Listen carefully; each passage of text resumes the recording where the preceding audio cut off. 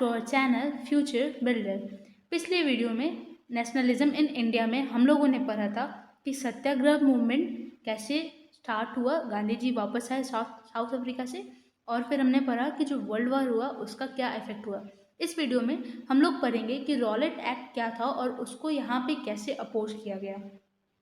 गांधी जी का जब सक्सेस हुआ सत्याग्रह में साउथ अफ्रीका में, तब 1919 में उन्होंने सोचा कि वो रॉलेट एक्ट 1919 के खिलाफ इंडिया भर में पूरे नेशन वाइड में सत्याग्रह करेंगे।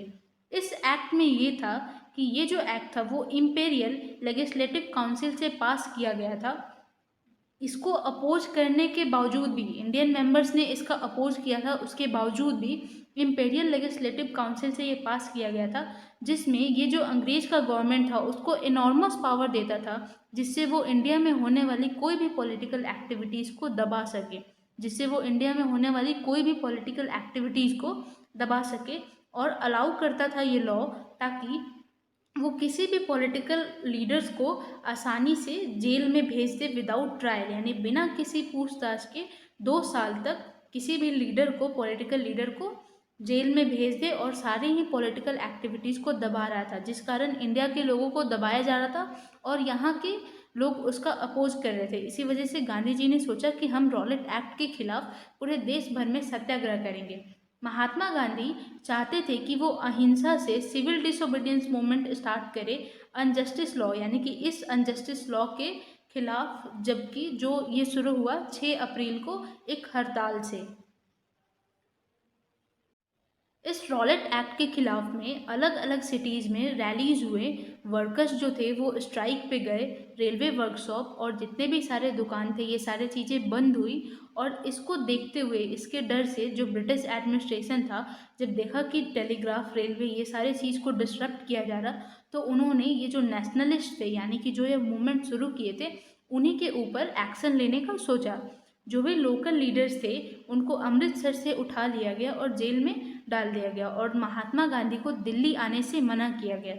10 अप्रैल को पुलिस ने, यानी कि गवर्नमेंट का जो पुलिस था, उस समय अंग्रेज के जो पुलिस के भर्ती में लोग थे, वो लोग अमृतसर में एक शांति से जो प्रोसेसन हो रहा था, एक शांति से जो धरना प्रदर्शन हो रहा था, वहाँ पे गोलीबारी कर दिए, जिससे लोगों के बीच गुस्सा फैला और वो लोग banks, post office, railway station और जितने भी गवर्नमेंट बिल्डिंग थे सब पे अटैक किए। तब फिर जनरल डायर ने कमांड लिया और तुरंत से वहाँ पे मार्शल लॉ को लगाया, जिस लॉ में लोग बाहर नहीं निकल सकते घर से और एक जगह बहुत लोग इकट्ठा नहीं हो सकते। Sorry, 1 minute. On 13 April the infamous Jallianwala Bagh incident took place, और 10 अप्रैल के बाद 13 अप्रैल को बहुत ही ज़्यादा फेमस जालियांवाला बाग का घटना घटित हुआ। इस समय क्या हुआ कि एक बहुत बड़ा भीड़ जालियांवाला बाग में इकट्ठा हुआ था। कुछ लोग इसलिए आए थे ताकि वो जो गवर्नमेंट का नया जो मीजर है, जो रॉलेट एक्ट है, उसको अपोज कर सकें, बल्कि जो कुछ लोग थे वो बैसाखी का मेला के आनंद लेने आए थे। इसलिए कि ये जो जालियांवाला बाग था वो सिटी से बाहर था, तो बहुत सारे जो विलेजर्स थे, बहुत सारे गांव वाले लोग थे, वो इस चीज़ से अनअवेयर थे, नहीं जानकारी था उन्हें कि हमारे शहर में भी मार्शियल लॉ लगा हुआ है, मार्शियल लॉ जनरल डायर ने लगाया है। तो इसमें जनरल डायर इस एरिया में आया और वहाँ का जो एग्जिट गेट था, यानी कि जो बंद होने वाला गेट था, उसको बंद किया और लोगों के ऊपर एकदम गोलियां बरसा दी, जिसमें सैकड़ों लोग मारे गए।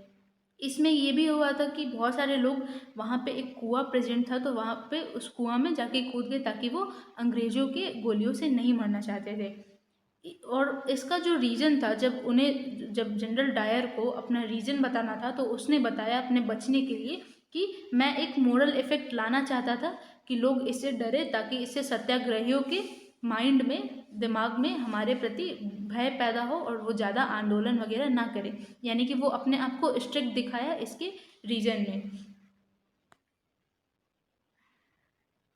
As the news of Jallianwala spread, जैसे ही जालियांवाला का न्यूज़ फैला, जो लोग थे वो जगह जगह, नॉर्थ इंडियन में जो लोग थे वो जगह जगह स्ट्रीट पे,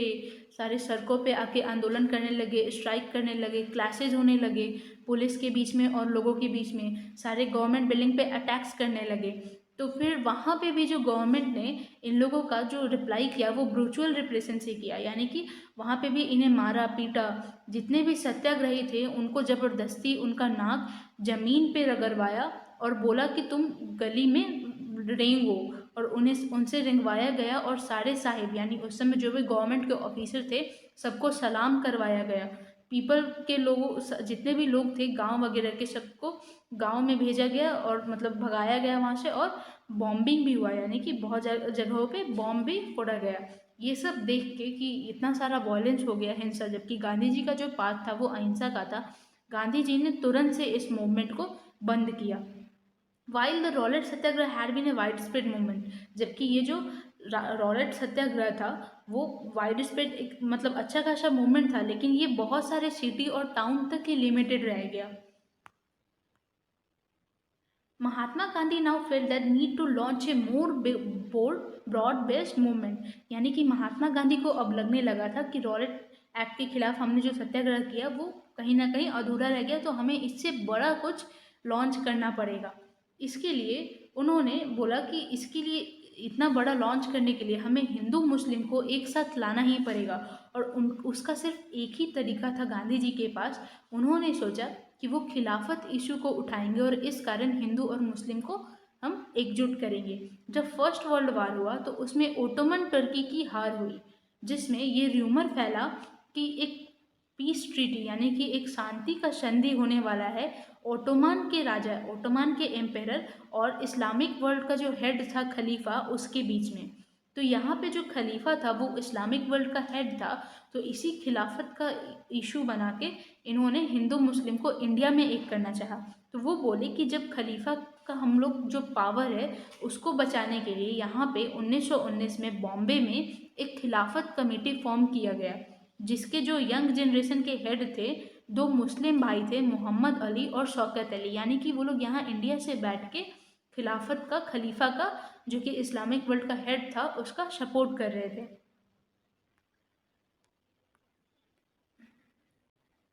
नाउ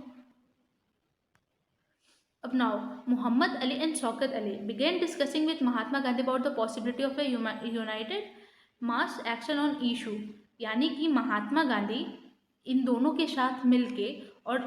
आपस में आके यूनाइटेड एक बड़ा मास एक्शन यानी कि बहुत लार्ज नंबर में कोई भी चीज़ किसी भी मुद्दे पे डिस्कस करने के लिए कहा, ये सब देखने के लिए कहा। गांधी जी ने देखा कि इसमें पॉसिबिलिटी है कि हम यूनाइट हो सकते हैं, तो गांधी जी ने देखा कि हम इस तरीके से मुस्लिम और हिंदू को एक छाते के नीचे ला सकते हैं जिससे वो भी नेशनल मूवमेंट में सपोर्ट करें। तो कांग्रेस के सेशन में सितंबर 1920 कांग्रेस के कलकत्ता सेशन में उन्होंने कन्विंस किया बाकी सारे नेताओं को ताकि वो नॉन कॉपरेशन मूवमेंट को सपोर्ट करे, साथ में खिलाफत को भी सपोर्ट करे और साथ में स्वराज को भी सपोर्ट करे। यानी कि कलकत्ता का जो कांग्रेस सेशन था सितंबर 1920 में उन्होंने सबको कन्विंस किया कि हमें बैनर तले आना पड़ेगा एक साथ एकजुट होके, जिसमें हम सब नॉन कॉपरेशन मूवमेंट के भी साथ में रहेंगे, खिलाफत के भी सपोर्ट में रहेंगे और साथ ही में स्वराज यानी कि अपना राज यानी कि इंडिपेंडेंसी के भी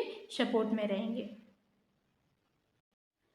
now the question is that why non cooperation, यानी कि हमें सत्याग्रह के बाद नॉन कॉपरेशन मूवमेंट की जरूरत क्यों पड़ी। तो महात्मा गांधी के फेमस बुक में उनका 1909 में उन्होंने एक बुक लिखा था जिसका नाम था हिंद स्वराज। उन्होंने बोला कि ब्रिटिश रूल तब तक इंडिया में रहेगा जब तक हम उसे कॉपरेट करेंगे, यानी ब्रिटिश को हटाने के लिए इंडिया से हमें उनका कॉपरेशन नहीं करना चाहिए, हमें उनको सहयोग नहीं करना चाहिए।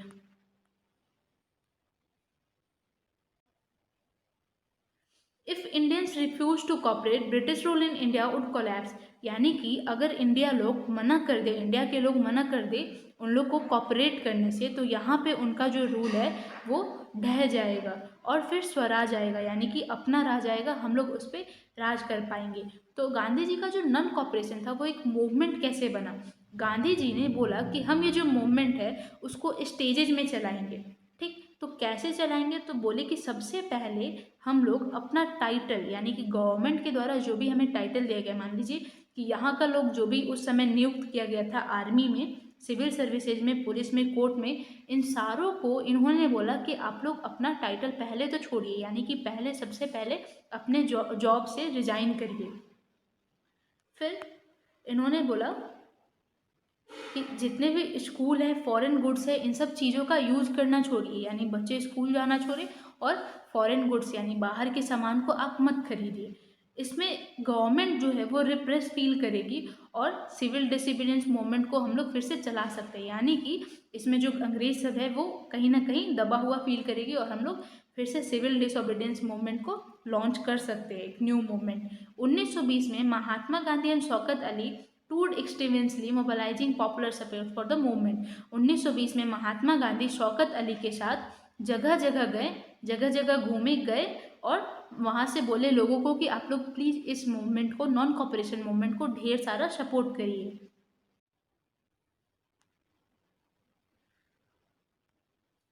जबकि बहुत जो कांग्रेस में थे वो इसके बारे में कंसर्न थे, थोड़े डरे डरे थे और वो काउंसिल इलेक्शंस को ना कहने से मना कर रहे थे, जो कि नवंबर 1920 में रखा हुआ था, क्योंकि उन्हें ये डर था कि इसका जवाब गवर्नमेंट जो है वो पॉपुलर वायलेंस में, यानी कि बहुत ही फेमस हिंसा में दे सकती है, बहुत ज़्यादा हिंसा कर सकती है अंग्रेज की गवर्नमेंट। तो सितंबर से दिसंबर के बीच में इसको लेके कांग्रेस के बीच में इंटेंस टसल, यानी कि बहुत ज़्यादा हलचल था कांग्रेस में, इस मुद्दे को लेके बहुत ज़्यादा गर्मा गर्मी था। For a while there seem no meeting point between the supporters and the opponents of the movement. और इसी महीनों के बीच में सितंबर से दिसंबर में कांग्रेस के सपोर्टर और अपोनेंट्स, यानी कि जो सपोर्ट में थे कि काउंसिल इलेक्शन का नहीं होना चाहिए और जो अपोज में थे कि होना चाहिए, इन दोनों के बीच में कोई भी मीटिंग नहीं हुई इन 2 महीनों में। Finally at the Congress session at December 1920, तो फाइनली दिसंबर 1920 में नागपुर में एक कॉम्प्रोमाइज़ हुआ, जहाँ पे नॉन कॉपरेशन प्रोग्राम को फाइनली अडॉप्ट किया सारे कांग्रेस वालों ने। तब फिर शुरू किया कि सोचा कि हम अब नॉन कॉपरेशन मूवमेंट चलाएंगे। How did the movement unfold, आखिर ये मूवमेंट कैसे चला, कौन कौन इसमें पार्टिसिपेट किया और कौन कौन से सोशल ग्रुप इस आइडिया को अपनाया और किस आइडिया से अपनाया, इसको हम पढ़ेंगे नेक्स्ट वीडियो में। तब तक के लिए थैंक यू सो मच।